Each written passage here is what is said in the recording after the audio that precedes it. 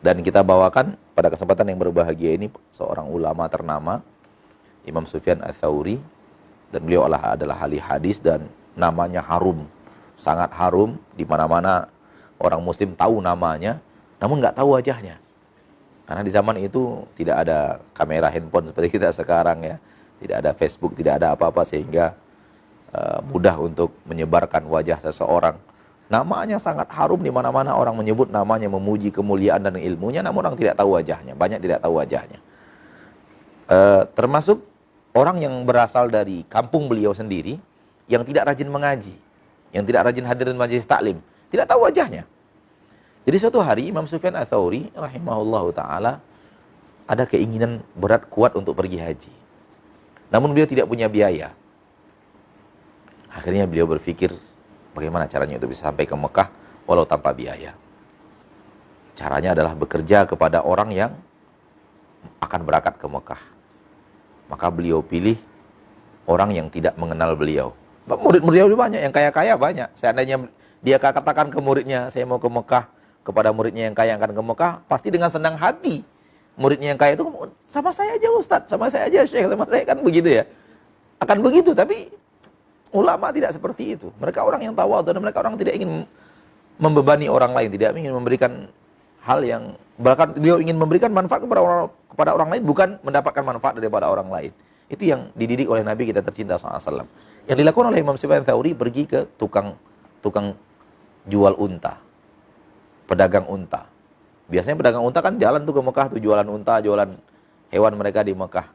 Lalu dia katakan, izinkan saya untuk bisa ikut Anda ke Mekah, dan saya akan mengerjakan apapun, mengembala dan semacamnya. Kata pengembala unta, full, nggak ada lagi, penuh. Nggak ada, kita udah lengkap semua, pengembala unta udah sempurna, nggak ada lagi. Kata Imam Sufyan Ats-Tsauri, dan dia tidak tahu. Dia tahu nama Sufyan Ats-Tsauri itu, tahu betul namanya, tapi nggak tahu orangnya. Ya, nggak tahu orangnya, karena memang bukan penuntut ilmu gitu. Akhirnya dengan minta apa saja, yang penting saya bisa ikut. Kata Jamal tukang unta, Anda bisa masak? Masak roti bisa? Dia katakan, saya belum bisa, tapi saya akan usahakan. Kalau Anda bisa masak roti, itu yang satu-satunya yang belum kita punya. Oh, baik. Pulang belajar. Belajar masak roti. Seorang alim ingin ke Mekah, belajar masak roti, belajar. Sudah merasa sudah bisa, datang lagi. Saya sudah bisa sekarang. Ayo berangkat. Dengan tujuan mau ke Mekah, ya disuruh jadi budak. Bukan budak ya. Jadi pesuruh, jadi kuli lah, kuli dari tukang unta, tukang pengembala unta. Jadi posisi ini yang kita katakan tadi, menghinakan bukan menghinakan diri untuk dihina-hina orang, enggak, tapi enggak mau tinggi. Enggak mau dia mengatakan saya Sufyan Ats-Tsauri, enggak mau. Caranya dia katakan saya Sufyan Ats-Tsauri dengan gratis mungkin dibawa oleh tukang itu, enggak. Tapi ini mereka kemudian ya disuruh ini, disuruh itu dan segala macamnya, masak dan semacamnya. Bisa dibayangkan gitu. Bagaimana ulama kita itu telah benar-benar mendidik jiwanya untuk tidak ingin tinggi di permukaan bumi. Yang Allah katakan tadi, kampung akhirat untuk mereka yang tidak mau meninggi di permukaan bumi. Kemudian qadar Allah dalam perjalanan itu, waktu masak itu hangus. Namanya orang baru pandai. Sama si tukang unta ditempeleng. Ulama ditempeleng. Ditempeleng sama Jamalnya, sama si tukang untanya. Imam Sufyan Ats-Tsauri diam saja. Selesai, jalan terus perjalanan ke Mekah. Begitu sampai di Mekah, si pengembala unta kaget. Tukang masak rotinya dikerumuni orang, ditanya tentang ilmu hadis. Orang pada datang, makin lama makin ramai. Orang bertanya hadis ini, bertanya hadis itu, dan si tukang masak rotinya menjawab dengan sangat lancar. Bingung dia, ini siapa orang yang saya bawa dari kampung saya sendiri? Akhirnya dia bertanya kepada orang di samping, itu siapa? Anda tidak tahu itu siapa? Enggak, saya tidak tahu. Itu Sufyan Ats-Tsauri. Kaget. Sufyan Ats-Tsauri. Langsung dia terobos ke kerumunan, minggir. Ketemu Imam Sufyan, langsung dipeluk sama dia. Kenapa Anda tidak tahu? Kenapa Anda tidak beritahu bahwa Anda adalah Sufyan Ats-Tsauri? Sampai saya diam saja. Lalu dia katakan, Sekarang lakukan kisos, balas tempeleng saya.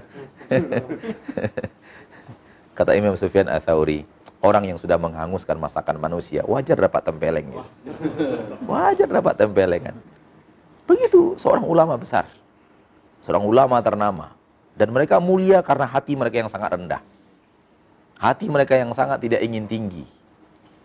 Ya, makanya sampai sekarang subhanallah sudah lebih daripada 1000 tahun meninggal Imam Sufyan Ats-Tsauri. Namanya harum sampai sekarang.